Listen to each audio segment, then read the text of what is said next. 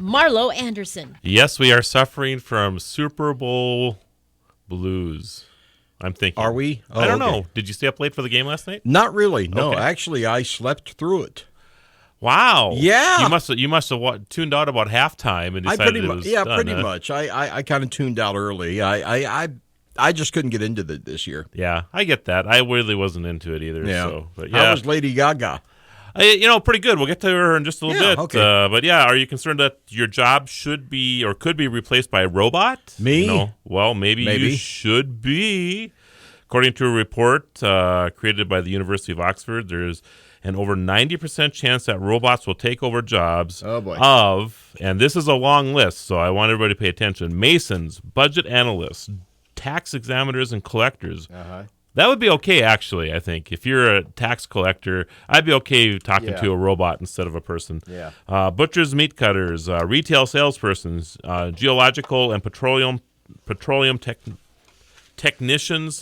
Yeah. Obviously. I have trouble with those big words, too. My eyes are too blurry today. I know. Monday head. Yeah. Hand sewers, abstract searchers, watch repairers, new account clerks, tax preparers, order clerks, loan officers, legal secretaries, radio operators, tellers, hotel and restaurant hostesses, cashiers, real estate brokers, polishing workers, dental technicians, pesticide sprayers, telephone operators, cooks, rock splitters, gaming dealers, and many, many more.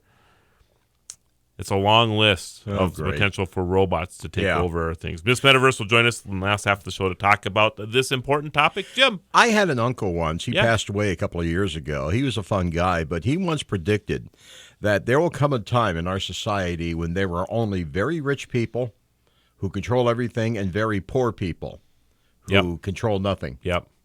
This could be that time. I've always wondered about this as we move into the future. Will we have an avatar robot that takes over and goes to work for us and we get paid for that? I mean, I don't know. I don't know how that's all going to work out. I'm thinking that Miss Metaverse will have a lot to weigh in there. Ray Bradbury wrote a very chilling story about that, about a house that was run by robots.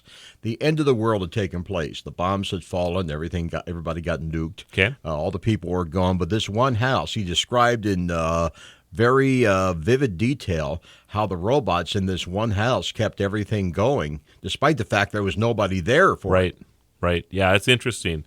And I know, like I said, Miss Metaverse and Jim and I will talk about this later in the show. I think this is going to be a very highly debated topic as we talk about it later on. Very debatable. Yes, at the control panel, of course, producer extraordinaire Jim Walsh. Hello.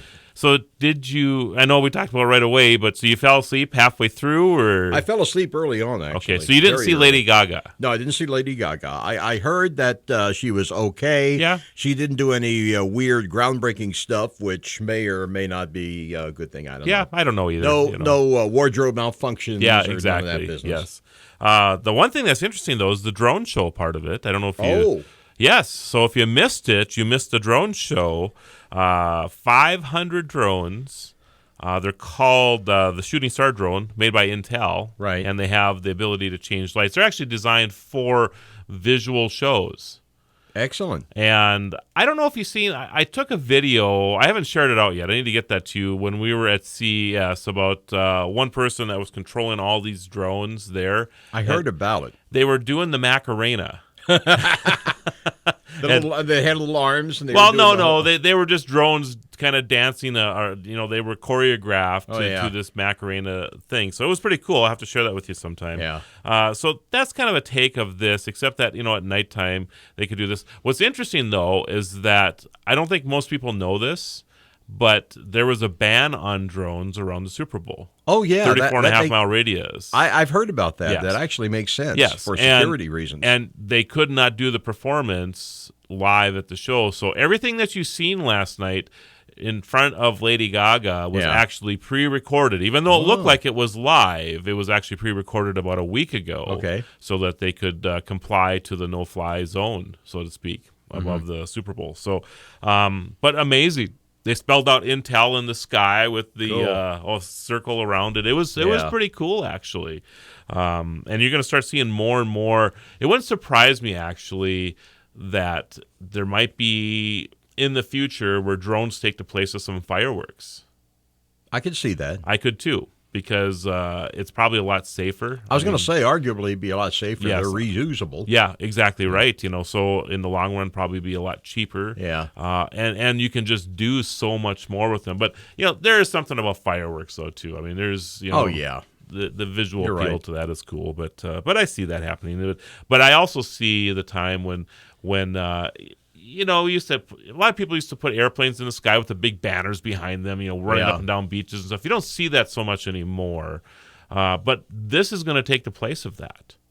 Oh, with drones, you Yes, mean? Yeah, that makes sense. They'll spell out things in the sky. Yeah, they'll advertise. That's exactly right. You're going to see all kinds of this stuff happening in the future. So I thought that was pretty cool. Uber Elevate, you just heard about it on the news. Right. We talked about this a little bit last week. Like I said, I think the national news listens they're to about our a week show. behind They us always on are, aren't all they? that stuff. Yeah. But that's interesting. Last week we actually talked about Airbus building a flying car. Yeah. And then a day later, Uber came out stating that they were hiring people to develop a flying car. So we just assumed that Airbus and Uber were going to kind of go in together. And in fact, Airbus had stated that they would think that if you were going to take your first ride in a flying car, will probably be an Uber or Lyft-like experience where you're going to just summon the flying car with your device. Yeah. And then it'll come to your house or your business or wherever you want to fly from, and it'll take it to your destination. Flying taxi or flying jitney, whatever. Yes, that's exactly right.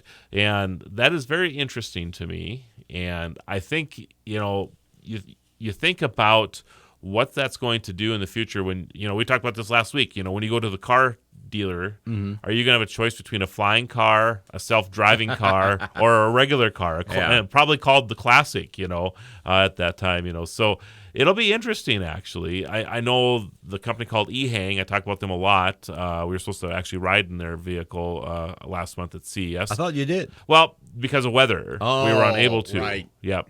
We were supposed to go out to the road or drone rodeo and actually fly in this, and they did not show up because. Yeah, I of know weather. you were talking about you were getting ready for the ride. Yeah, okay, it would have been weather. fun to do that.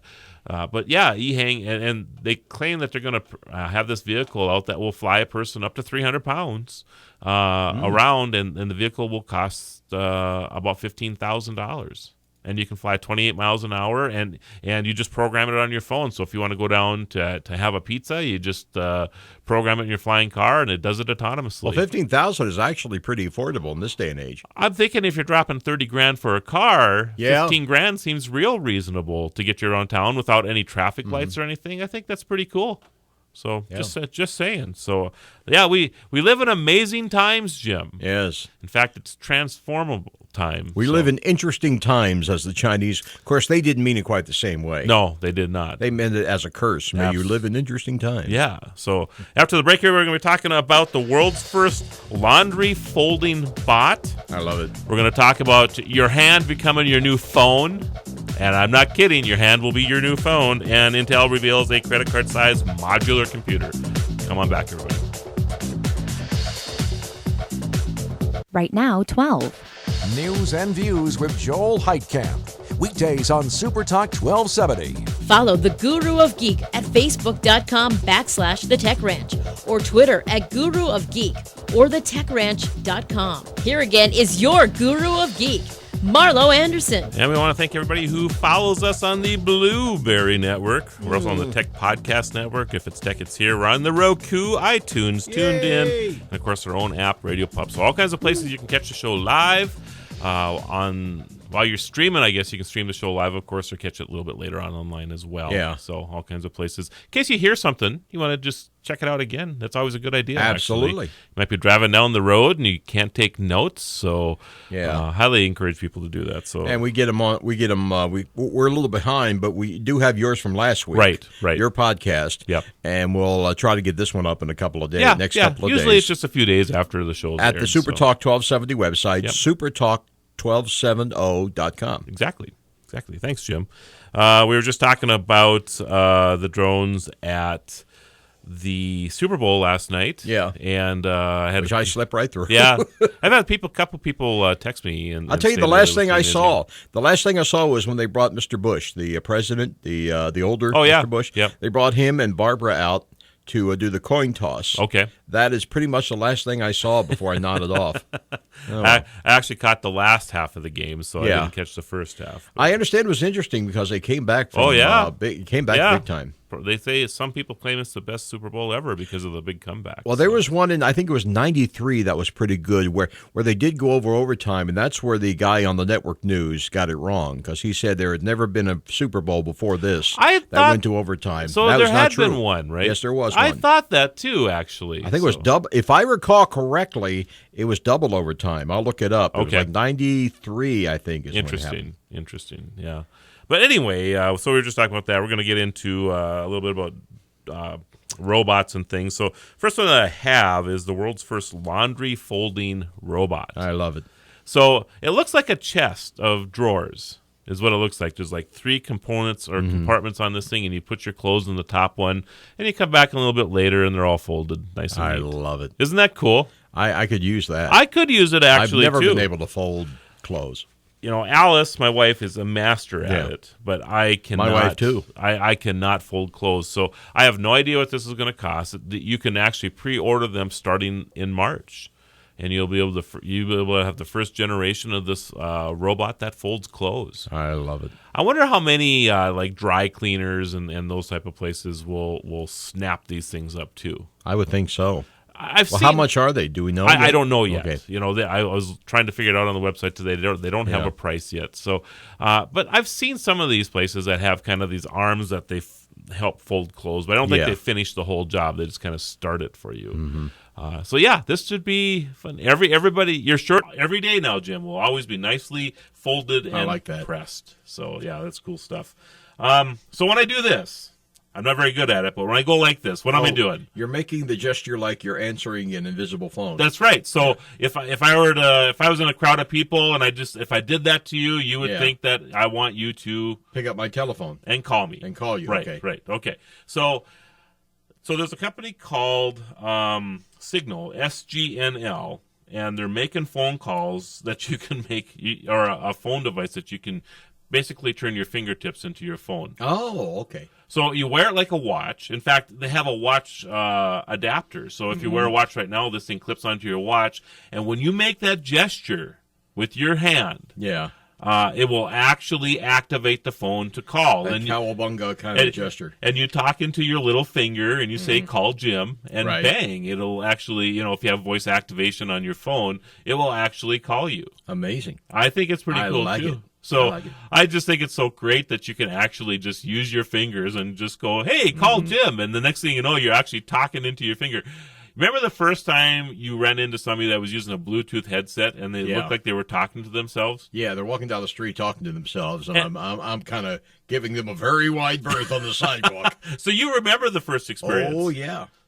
I was at I was just outside of Chicago. I was at a conference, and I step outside, and there was a gentleman that was out there, and he was just screaming and obviously having a fight with somebody. And I did not know that he had a Bluetooth headset on. So just like what you were doing, I was walking around him, giving him a lot of space, Yeah. Then I realized about 2 minutes later that he's got this device in his ear. Right. So do you think people are going to do the same thing the first time they see somebody talking into their finger? It's going to look funny because you put your thumb into your ear and you put your little finger up to your mouth, and this is how you're going to talk with this device. And I think it's going to be popular. I just think that this is going to be a very, very cool way to make phone calls. Yeah. But I think people, the first time they see this, are going to be like, okay, let's just give that person a little extra space. Stay out of his way. I just think it's hilarious. I really do. Intel reveals credit size modular computer. Now, this is extremely interesting. It's about the size of a credit card, a little bit bigger than a credit card. Okay. And you can slide this into a monitor, and it is your computer. Just like that. I mean, everything that you need to run your computer is in this. So if your monitor has the ability to accept this credit card size device, then you can do that. And then when you leave, you take your computer with you, and then you can plug it into your car. And when you get to your office, you can plug this into the monitor in your office. So basically, no matter where you go, you can carry your computer with you. It'll probably get to the point where you can't go anywhere without it. Well, this is my argument, actually. Yeah. You and I both have a computer with us right now. Right. We have our iPhones or smartphones. That's correct. That's correct. Droids or So whatever. I'm just curious if people are going to accept that technology, or will they expect it to be built into this device, into the device you have now, and there'll be some type of slot or something that we can just drop our phone into, a dock or something, that then just the monitor becomes, then you have a big monitor that you can work off of instead. That's the only thing that makes this different from my desktop is the size of the monitor. Yeah, I agree. I agree. You know, and some of these are coming out now with built-in projectors in them. Yeah. You know, so I actually see a point, though. You know, I think yours on the bottom has some. It's got to be on the bottom of yours as well. Yeah. So if they had that in the same spot, I'm just comparing Actually, yours and mine are in the same spot. Oh, okay. So on the bottom, yeah. Yeah. I mean, in pretty similar on the bottom too. So if there was a way that you could just drop this phone into a monitor right now, some type of dock or something, and I'm sure they have these devices. Yeah, there you go, right there. That's a power jack there, and okay. There's the USB. So I'm thinking that if that was a universal thing on phones, that you could just drop them into a monitor of some kind, and then that would just all of a sudden just become your computer. Yeah. I think that would actually be better than having a module that is your computer without a screen on it that you have to transport from, because at least you can use this in between places as well. No, what I'm saying is there will come a day, and we're already there in a lot of areas where all your vital information is stored on this thing. Yes, and you literally need it just to get through the day, anywhere you go. It's almost to that point now. Yeah. I mean, I think about my mother does not have a computer. And she was telling me, not that long ago, that it was difficult for her to make doctor's appointments because they expect to be able to email her. And I just don't expect that she'll ever have one. Yeah. Unless she's really forced to have some type of way to do email or something along those lines. I mean, my father is kind of like that. He's 90 now, and obviously it's a little late in the game for him to get involved in anything new and adventurous. And I get Although that. my uncle had a computer, and he was about the same age. Okay. He died about 5 years ago, and right near the end, he was just getting interested in it. But I get that. I mean, they've done their time. They're why learn anything? Spend all this time learning something new. Let me enjoy the rest of my life the way I'm accustomed to enjoying it. Exactly. So, but with that said, I always think about my mom, and she talks about how we don't communicate with her enough. Of course. But the way we communicate is different than the way she communicated when she was younger. She picked up her phone and made phone calls, right? And quite frankly, I hardly ever use my phone, at least when I don't have to. I mean, I would rather send an email, or I would rather get on some type, like Hangouts or Skype or something along those lines, and use those tools instead. Well, we don't have a landline anymore at the house. Right.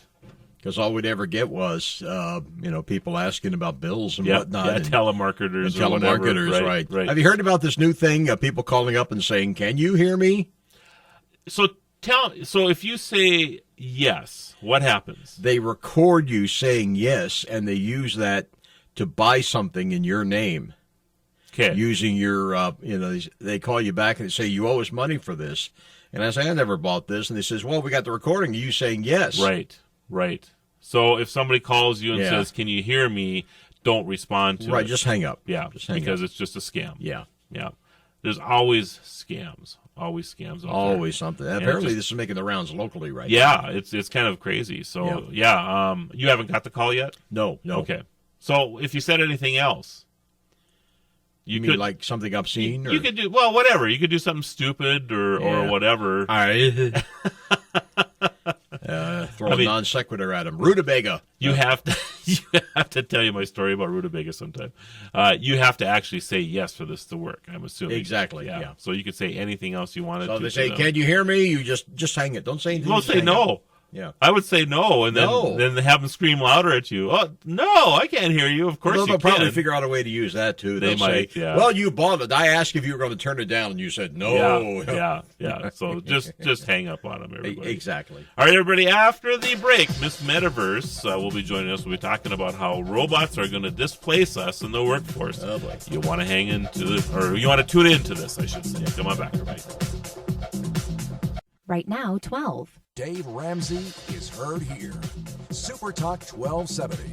We're back to the Tech Ranch. Stream this program now at supertalk1270.com. Here is your guru of geek, Marlo Anderson. And joining us from the island of Long, Miss Metaverse. How you doing, Katie?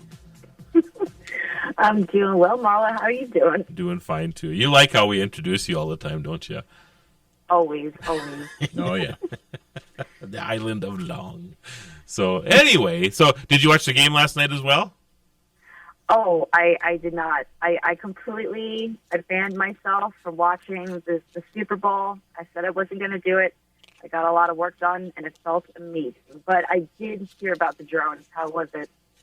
Yeah, it was cool. There's all kinds of stuff online today for it. So, of course, if you want to watch the drone show, that was kind of cool. They actually recorded it a few days in advance. I'd heard as far as out as a week in advance. So even though it looked like it was live, it was not. So this is one of the times maybe that you didn't want to be in the stadium watching the game, because they made it look like it was all part of the big show. And in fact, because there was a no-fly zone for drones over the stadium at the time, they would not allow that. So anyway. But it was pretty cool. And I think more and more of those type of things are going to happen as we move forward, for entertainment. You don't think about drones for entertainment, but this is one area where I think it'll excel. Mm-hmm, definitely. I do see more and more types of light shows and things like that coming out. But to me, I mean, that is so ridiculous. I mean, they hyped up the whole drone thing so much, and they didn't even do it live. I mean, come on. I understand it, though. I mean, I guess for safety issues, but still, it's kind of, they couldn't think of something else instead of drones then, Yeah, I don't know. I suppose they wanted to be kind of cutting edge and allow that. So, but yeah, it was still cool. I just, this is the first real, they've done these at Disney World for a few months already. But they fly them away from the crowd. See, that's probably the biggest issue. I think they probably could have gotten away. The FAA may have given them an exemption for the flying of the drones over the Super Bowl, going through some type of security check. But there's also the great crowd, and they're concerned with injury there as well. So if something were to happen to one of them, even though they're not real heavy, you just don't want one of them, flying through a crowd someplace. So. Right. All right, so we're going to get into robots replacing workers. And Jim and I had a conversation on this last week a little bit. Well, by the way, hang on. By the way, no Super Bowl until last night has ever gone into overtime. Okay. I was wrong. I could have sworn there was one. I think there was one that was really close to going into overtime. Yeah, there's one that got real close. I think it was that one in '93 with the Buffalo Bills. Yeah. Well, last year's was pretty close too, wasn't it? I have to check that out now too. Isn't it amazing how from one year to the next? But it was a very, very close game last year, I remember. So, well, the old memory is the second thing you go. That's exactly right. Yeah, we won't talk about what the first is. So, anyway, robots replacing workers. Maybe that's where robots will come in too, Jim. Maybe we'll have better memories in the future too. But according to Monetary Watch, a Shenzhen precision technology company just replaced 650 employees in a factory with workers or with robots. Now they have just 60. The production of this is a phone company and or a cell phone company. Production has gone up 250%, and they've had 80% less returns since they've done this. So production's up, customer service is better, and they have fewer employees. Still, I don't imagine the employees were happy about it. I would guess not. I could see the unions, what's left of the labor unions in this country, making a big flap about this. I agree. But, on the company side of it, you have to look at improved production. You have to look at better quality product.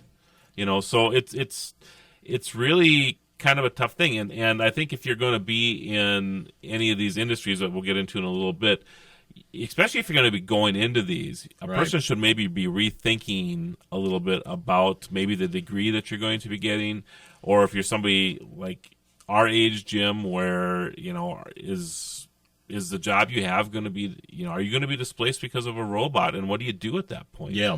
So Katie, we need to have you weigh in on this a little bit. I think we're going to be seeing more and more of this. This is just the beginning, really. And unfortunately, it sounds scary, but it's just technically progressivism. It's just the evolution of jobs. It's, I'm thinking about, let's say, the Apple Store, right?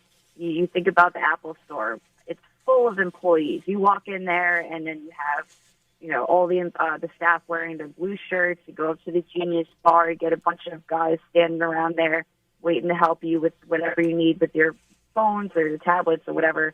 But that's coming to an end. We're not going to need that very soon. I mean, it's a lot easier. At least I know, just in the last couple of weeks, a bunch of people I know who have Apple products have been having issues lately.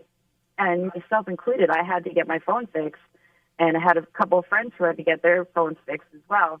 And I think one of the strangest things was that all of us had this experience of going to the Apple Store, and it's more about the people having to talk to one another and the whole process of Right. it. You could be there for hours, and the human element is actually, in a way, it's terrible to say, but I think it would be a lot more convenient for people if once we have the technology to, okay, you need your phone fixed, you need your device fixed, you go up there, hand it into the machine, figures out what the problem is, sends it out, makes it much smoother, I think. And that's the type of changes we'll be seeing is a step away from those types of jobs that you could see robots taking over, being able to help customers and make people cut down on the time spent in stores, And I agree. One of the arguments for autonomous vehicles as well, which I guess we can throw into the world of robotics, right? Would be that you'll have less time commuting because they're smarter cars, and a person just doesn't want to stand in line and wait forever. So I agree with you. I don't. Yeah. So. So there's good, there's bad with this, and I'm just going to go through a list here, Katie, I'm trying to read where this came from. University of Oxford. So Oxford, 90% chance that robots will take over the jobs of, and this is a long list again, everybody: masons, budget analysts, tax examiners, tax collectors, butchers, meat cutters, retail salespeople, geological and petroleum technicians, hand sewers, abstract searchers, watch repairs, new account clerks, tax preparers, order clerks, loan officers. The banking industry is in a huge, wow, this is amazing. Almost everything in the bank is going to be replaced by robots. Legal secretaries, radio operators, tellers, hotel and restaurant hostesses, cashiers, real estate brokers, polishing workers, dental technicians, pesticide sprayers, telephone operators, cooks, rock splitters, gaming dealers, and many, many more. I mean, this list is huge. Robot loan officers. Well, you think about this. Well, what they do is teach to say no. But, I was talking to a banker at the gym last night, and I've been in the industry forever, and claims that they're just a conduit for the government now. I mean, there's so many regulations that they can't just say, Jim, we like you, we like what you want to do, and give you, and it's a handshake and you have a loan. Right. Now it's based on all your numbers, so why a robot would be able to take care of that for you. Yeah. So, which is crazy, and I guess you could consider an ATM basically a robot now. Sure. And how many banks have replaced people already with ATMs? When's the last time you went to the bank to get cash? Not very well. Once in a great while. It's been a while since I've actually dealt with a human teller. Right. How about you, Katie? When's the last time you actually dealt with a human teller at a bank? Wow. And usually because there's some kind of problem. Right. That's exactly right. If you have an issue, you go talk to them. But if it's a standard transaction, if you're making a deposit, and in fact, a lot of banks now have apps where you can just take a photo of the check that you get, and it'll deposit it, or it's already being automatically deposited into your account. So you have no need to even go there anymore. So pretty amazing, actually. So Katie, I guess the big thing here, and I know we're coming up on the clock, so One thing I want to pose to you before we go into break here is that because of robots taking over the kind of jobs that maybe we consider menial or, not safe, I think of oil rig workers and things like that where robots are really going to play. How do we transform this into a way that maybe we rethink the way we go after how we make, our living in the future? So be thinking about that during the break, okay? Right now, 12. The Red River Farm Network. Ag News is here on Super Talk 1270. Follow the Guru of Geek everywhere he goes. Post your comments or questions at thetechranch.com. Once again, your Guru of Geek, Marlo Anderson. And welcome back, everybody. We're talking about robots displacing you in the workforce and how you can fight back. And that doesn't mean boxing gloves, Jim. Just saying. I think we have Katie, are you there? I'm here. Okay, right. good. I was afraid we lost you for a second.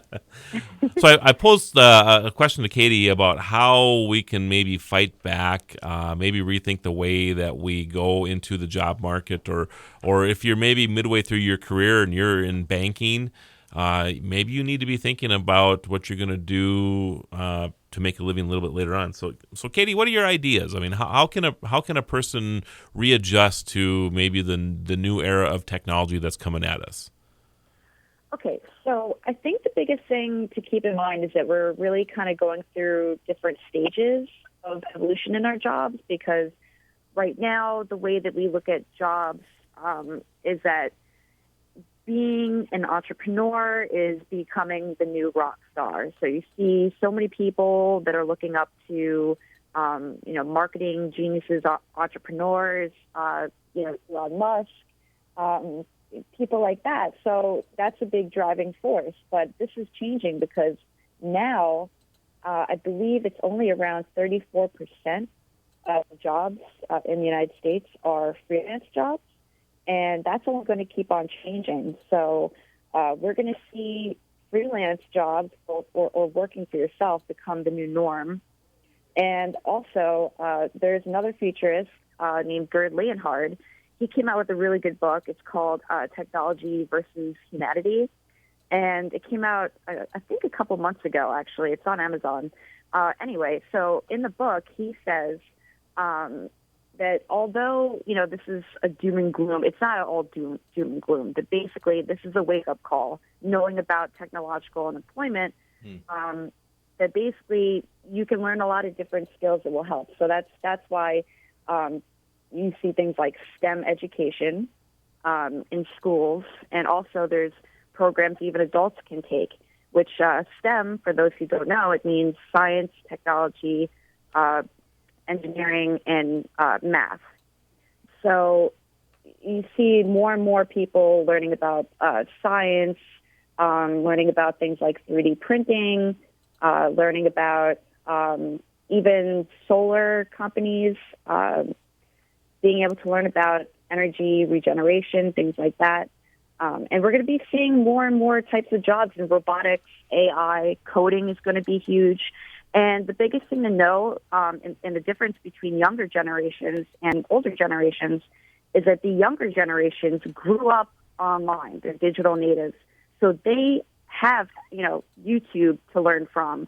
They grew up with access to lots of information on how to do things that maybe older generations haven't learned because they didn't realize that there's access to this information to take on these new skills. So for people wanting to learn new skills, you can find either free tutorials on YouTube, or you can find a huge growing number of online classes through websites like Udemy, and then countless other ones where you can take webinars or online courses to learn things like coding that will help you in the future. Yeah, and I think you're absolutely right. I think a person has to, when you take STEM education in school, and obviously people who are a lot smarter than I have come up with STEM, and it's not about some of it's to do with learning, but it's about the ability to be able to think through issues and be able to adapt quickly. And I think STEM education does that. If you have this basic knowledge of these things, because we're going to live in an extremely fluid environment, I think for quite a few years to come. I really do. It's not like it took, thousands of years for us to go from horse and buggy to cars. That happened, when it did happen, it happened in a relatively short period of time, let's say a 25-year span, 100 years ago. And we're in that kind of process right now, this transformational process that's going on, that is going to impact so many different things now. It's not just about transportation anymore. I mean, that was a huge thing back then, of course, but this impacts everything. And you just have to know that, your mindset has to be that, your career has to be fluid. And I think the younger generation understand that. The older generation, like me, maybe not so much because we're pretty set in our ways, aren't we, Jim? Yeah. I mean, we drink our cup of coffee in the morning, we show up at work, we do our job, we go home, we do whatever we do, So, or in the case of the geezer, we don't do our job. Yeah, exactly. Yeah, but in the corner. But I look at millennials and I look at them, huddled up in coffee shops at 9 o'clock at night because they would rather work in the evening instead of during the day, and they're bunch of dang beatniks. Yeah, that's I'd love a job like that. I would too. I guess we, I kind of do have. I mean, they're a little behind the curve in this town. That's not a put down of the town, but we do tend to be behind things. Right. I'd love to have a job where I work from home on the pewter all day, sitting around drinking coffee. Yeah. But I think you're right, Katie. I think that's where the norm is going to be. Yeah. Is that people will actually, be more and more based at home, and companies are going to encourage that. You don't if you have 200 employees or 50 employees, you don't have to have this huge workplace anymore. You can just hire these people to work for you at home. Right. The biggest thing to understand is that we are shifting from a left brain society to a right brain society. So left brain types of jobs or a lifestyle, that is what we're seeing go away. That is what the robots will be taking over and allowing us to be more creative. So another point that futurist Gerd Leonhard made in his book is that we're going to be shifting to, right now we're in the middle of algorithms, so we see that algorithms are a big part of our society now, right? So we listen to Spotify. Spotify uses an algorithm to show us what music to discover. Our social media works on algorithms, same thing. So that's already in the now, right? But the next step is that we are going to be incorporating algorithms into our lives, that we're going to be basically using this type of algorithmic thinking for future jobs. So everything will be more fluid, creative. We won't see people who are more teachers, but instead there will be coaches, more creative, more self-sufficient also. You see people coming up with courses, teaching in that way, providing learning camps, things like that. So there's definitely going to be a lot of changes, but I think it's going to be good overall because a lot of people are very unhappy in their jobs. They're unhappy with this left brain society. I think it's time for us to go to this right brain society. I think that we're way overdue for this. And I think that with more and more information, more and more people are becoming empowered and seeing that, the world can be a lot more than it is now. So we're moving to an intuitive, emotional, meaningful, and engaging jobs will be in the future. So I'm ready. I'm all for it. All right. So I think one of the things, too, is that we're going to see more entrepreneurs in this age. And the reason I say that, one example I can give you is that if you have an idea for a product, for example, and now it costs $30,000, $40,000, $50,000 to create the mold and do all of this other stuff, right? I mean, that's the way it was just a couple of years ago. Now you can get a 3D printer and do the same thing for hundreds of dollars and be creative. And it's getting more accessible all the time. More accessible, So if you have this idea that you've had in the back of your head or you got in a file cabinet someplace or whatever that you just didn't think you could get to because it's going to cost you hundreds of thousands of dollars to build it first, those things are going to go away. they're just going to disappear because you will be able to, on your computer, whatever you can imagine, you will be able to create. Yeah. And that's an amazing power for people to have. It really is. Everybody's quiet now because they're thinking about, another superpower. We got superpower. We can make whatever we want. Mightiest heroes. So I think, this transformation that we're going to see is about empowering individualism. It really is, and that go ahead, Katie.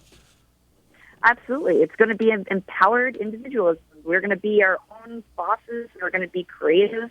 And I think just staying in the flow of it, jobs will be intuitive. Just like we could find jobs using an app right there, then and there, and just go to that job.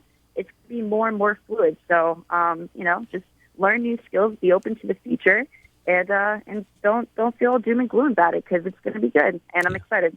Yeah, I agree. I think so too. I think that if people embrace this, maybe Jim and I can't because we're too old now. But there's a little geezer in all of us. No way. Well, I just got this brand spanking fancy new degree. Now I don't know what I'm going to do with it. Well, it's kind of funny, isn't it? I'm sure when you went in and got this degree, you were thinking because you're an accountant now, right? Well, it's a marketing degree. A marketing degree, okay. And my master's degree is in business, but it's not an MBA. It's more of a management degree. I see. Okay. Well, maybe there won't be robots that'll take that over yet. You never know. You would think that a business degree would cover all the bases. I think so. I hope. Maybe you can manage some robots in the future, Jim. Yeah. Hey, get to work like over a drill there. sergeant. Number 328. Get what to is work. your major malfunction, Bender? That's exactly right, too.